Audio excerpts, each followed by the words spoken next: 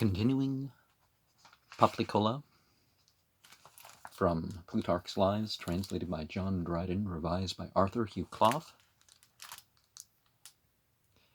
There were appearances of great preparation and of a formidable confederacy.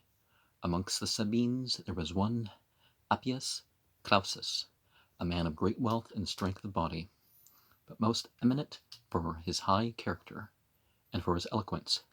Yet, as is usually the fate of great men, he could not escape the envy of others, which was more occasioned by his dissuading the war and seeming to promote the Roman interest with a view, it is thought, to obtaining absolute power in his own country for himself, knowing how welcome these reports would be to the multitude, and how offensive to the army, and the abettors of war. He was afraid to stand a trial, but having a considerable body of friends and allies to assist him, raised a tumult amongst the Sabines, which delayed the war.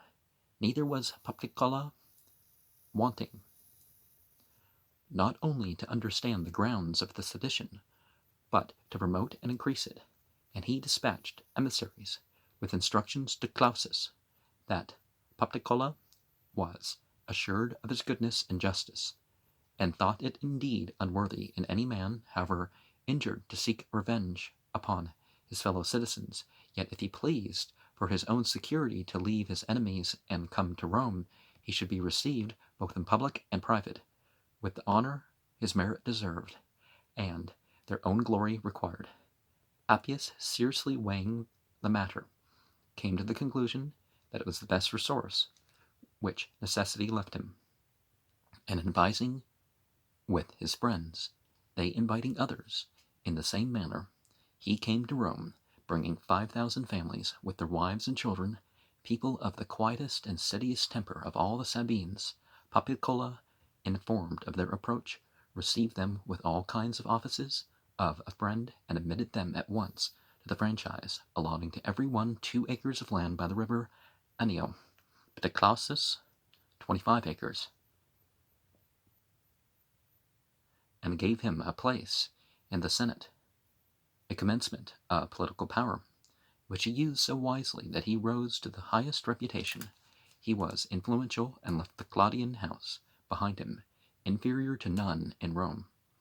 The departure of these men rendered things quiet among the Sabines, yet the chief of the community would not suffer them to settle into peace, but resented that Clausus now, by turning deserter, to disappoint that revenge upon the Romans, which, while at home, he had unsuccessfully opposed.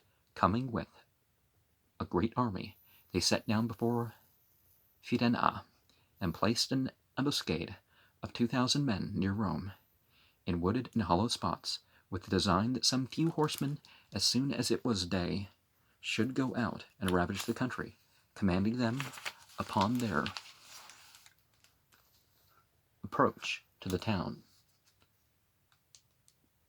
so to retreat as to draw the enemy into the ambush.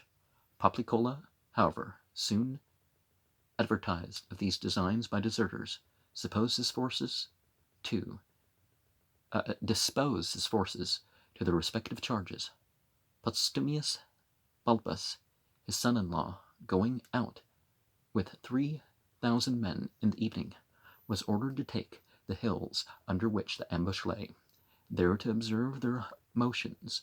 His colleague Lucretius, attended with a body of the lightest and boldest men, was appointed to meet the Sabine horse, whilst he, with the rest of the army, encompassed the enemy, and a thick mist rising accidentally. Postumius, early in the morning, with shouts from the hills, assailed the ambuscade. Lucretius charged the light horse, and Poplicola besieged the camp, so that on all sides defeat and ruin came upon the Sabines, and without any resistance the Romans killed them in their flight, their very hopes leading them to their death, for each division, presuming that the other was safe, gave up all thought of fighting or keeping their ground, and these quitting the camp to retire to the ambuscade, and the ambuscade flying to the camp. Fugitives thus met fugitives, and found those from whom they expected succor as much in need of succor from themselves. The nearness, however, of the city Fidenna was the preservation of the Sabines, especially those that fled from the camp. Those that could not gain the city either perished in the field or were taken prisoners. This victory the Romans, though usually ascribing such success to something they considered to be a god or goddess, attributed to the conduct of one captain, and it was observed to be heard amongst the soldiers that Poplicola had delivered their enemies lame and blind, and not only in chains, to be dispatched by their swords. From the spoil and prisoners great wealth accrued to the people. Poplicola, having completed his triumph and bequeathed the city to the care of the succeeding consuls, died, thus closing a life which, so far as a human life may be, had been full of all that is good and honorable. The people, as though they had not duly rewarded his deserts while alive, but still were in his debt, decreed him a public interment, every one contributing his quadrans towards the charge. The women, besides the private consent, mourned a whole year, a signal mark of honor to his memory. He was buried by the people's desire within the city in the part called Velia, where his posterity had likewise privilege of burial. Now, however, none of the family are interred there, but the body is carried thither and set down, and someone places a burning torch under it and immediately takes it away, as an attestation of the deceased's privilege and his receding from honor, after which the body is removed. Now, I would gear people away from this idea of artificial mourning periods. Sadness can occur for events a whole life, and that's fine. Perhaps some people need a few days, other people need a few months, and then back to work. But this, all the women must mourn for a year. Oh, after 3 days, how dare you be sad? But perhaps there's a difference between mourning, that perhaps could keep a person from work, and otherwise, right?